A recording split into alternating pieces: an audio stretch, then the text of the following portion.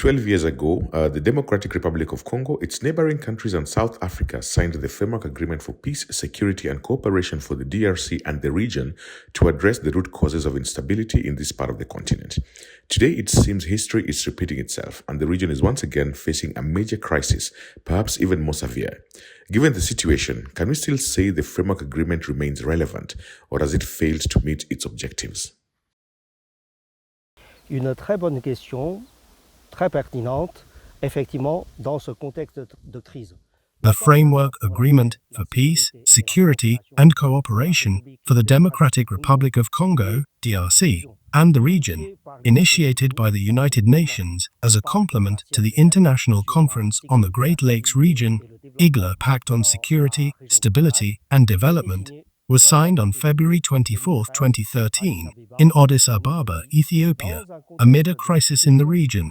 For several decades, armed conflicts and violence had plunged eastern DRC into total insecurity, fueled by tensions among regional countries. This situation undermined prospects for peace and development in the region. In this concerning context, unfortunately still the case today, the signatory countries expressed in the Framework Agreement their commitment to addressing the root causes of conflicts, to put an end to the recurring cycles of violence, which have had devastating consequences for civilian populations, including millions of deaths, forced displacements, humanitarian crises, human rights violations, and all kinds of atrocities. Unfortunately, as we have seen, the conflict has resumed, in blatant violation of the provisions of the Framework Agreement. This is an opportunity for me to reiterate that now more than ever, the countries of the region must return to the essential principles and values of peaceful coexistence among nations, namely dialogue, cooperation, and respect for commitments made, not only under the Framework Agreement, but also under the IGLA Pact and other fundamental principles of the UN and African Union charters. Therefore, the Framework Agreement still has a role to play, provided it is revitalized to address persistent challenges. This instrument offers a comprehensive consultation framework involving all concerned parties around national, regional, and international commitments.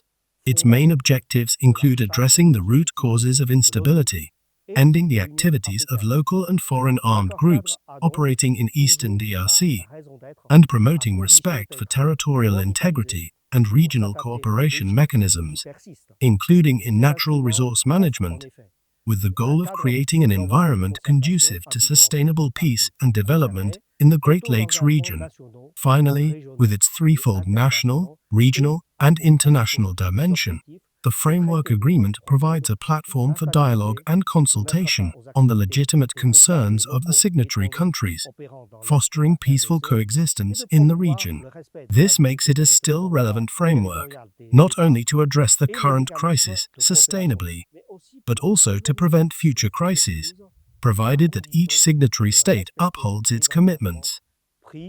Par chaque État signataire. What have been the major challenges over the past 12 years? What lessons can be drawn and what key factors are necessary to ensure the full and effective implementation of the Framework Agreement commitments? Avant d'évoquer les détails liés à la mise en œuvre de l'accord cadre, il faut noter que des progrès encourageants ont été enregistrés au cours de la dernière décennie. Before discussing the challenges in implementing the Framework Agreement, it is important to acknowledge that encouraging progress has been made over the past decade. The agreement has paved the way for confidence-building measures, marked by remarkable diplomatic activity in the region. It has also led to the establishment of mechanisms aimed at reducing tensions among certain countries, such as the Contact and Coordination Group on non-military measures to eradicate negative forces, the development of a joint penal policy with the IGLA to combat transnational crime, and the promotion of promising regional cooperation perspectives. However, 12 years after its signing, the region is again experiencing an unprecedented crisis, with the resurgence of the March 23 movement, M23, which has taken control of Goma and recently entered Bukavu. This new crisis is even more severe than that of 2012 to 13, given the tensions it has generated among several countries in the region and beyond.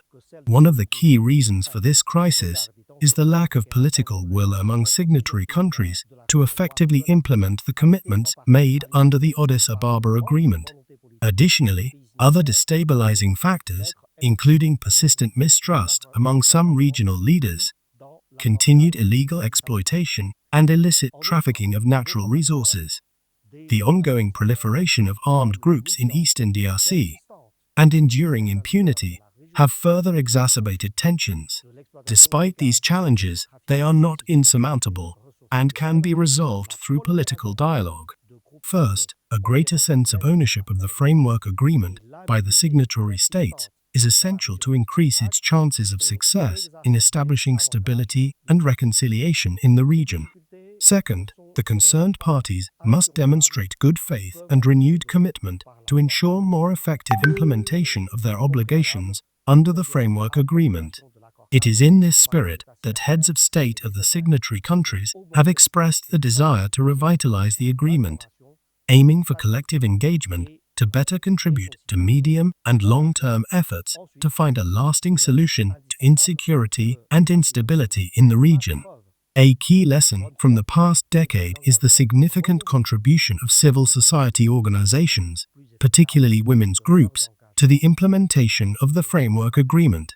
These organizations have played a crucial watchdog role, continuously raising alarms on major concerns, urging governments to uphold their commitments, strengthening ties among communities at local, national, and regional levels, and mobilizing international partners for increased support of peace and security efforts. The role of civil society is therefore essential, and my office remains attentive to amplifying their voices so that they are heard by signatory states and regional leaders. Could you tell us more about the process of revitalizing the framework agreement? What does this concretely mean and where does this process currently stand? Le processus de revitalisation. The revitalization process of the framework agreement began in 2023, based on the realization that dynamics in the region had significantly evolved since 2013. This led to the development of relevant recommendations by representatives of the signatory states within what is known as the Technical Support Committee. These recommendations include encouraging full implementation of commitments made under the framework agreement, revitalizing intra-regional trade, raising awareness about the framework agreement's objectives, enhancing governance mechanisms within the agreement, strengthening the role of guarantor institutions. During their 12th high-level meeting of the Regional Oversight Mechanism, hosted by Uganda, regional heads of state will have the opportunity to review these recommendations. The aim is to adopt an action plan, whose implementation will be closely monitored by the United Nations and other guarantors of the framework agreement. On this anniversary, I take the opportunity to call urgently for this summit to be convened, as it must not only endorse and support ongoing regional peace efforts, but also reaffirm the importance of addressing the root causes of conflicts through a renewed commitment to implementing a revitalized framework agreement. What role do the guarantor organizations, that is the AU, the UN, ICGLR, and SADC, play in ensuring that the commitments are upheld and that recurring crises are permanently resolved? Les développements récents appellent, hélas, qu'aujourd'hui encore, Recent developments unfortunately show that the same problems that led to the signing of the framework agreement in 2013 still persist in the region. With greater urgency, the guarantor institutions of the agreement, the African Union, IGLA, Southern African Development Community, SADC, and United Nations, UN, have continuously supported the region's efforts. However, stronger coordination among all regional organizations involved in conflict resolution is essential. While regional peace initiatives help address urgent crises, the framework agreement remains a crucial tool for tackling the root causes of chronic instability in the medium and long term. The O and UN must continue to play a leading role by leveraging their expertise, advocacy, and resource mobilization capacities. However, ultimate responsibility lies with the signatory countries themselves, as the guarantor institutions can only support, encourage, and facilitate the peace process, but not enforce it by force. Political will remain the key factor in achieving sustainable peace and shared prosperity in the region. Prospérité partagée dans cette région.